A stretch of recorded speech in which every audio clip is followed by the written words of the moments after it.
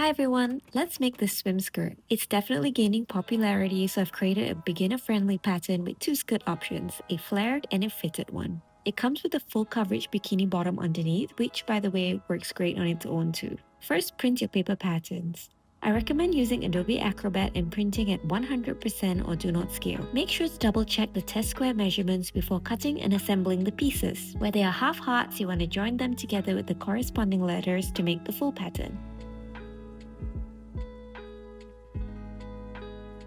If you're making the fitted swim skirt, these are the pieces you'll need. If you're making the flat version, these are the pieces you'll need. You'll need swim fabric with at least 20% elastane and some elastic. Cut out your pieces on your fabric, keeping the straight grain in mind, and don't forget to mark the center notches. You should end up with two front pieces, one back piece, and two skirt panels. Let's get stitching. First, we're going to assemble the bottoms of the gusset. Do this by sandwiching the back piece between two front pieces, right sides together. This is what it should look like. Next, we'll add elastic to the leg openings. On the wrong side of the fabric, measure the length of each opening and subtract 3 to 5%. 3 is ideal. That's the length of the elastic that you'll use. Distribute it and ease it evenly as you stitch. And you're going to do this for both leg openings. Next, we're going to fold the elastic towards the wrong side and zigzag stitch it down. Again, easing it in if you hit any tight spots. Now we can stitch the side seams.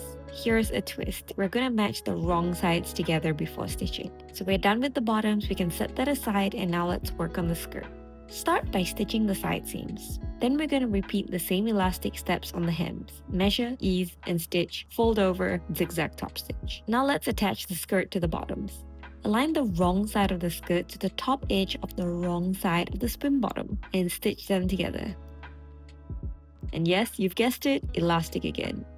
Add it to the waist using the same 3% reduction method. Our last step is to stitch down the seam allowance on the inside of the bottoms. This helps keep everything neat, secure, and adds a bit of support. And that's it, you're done.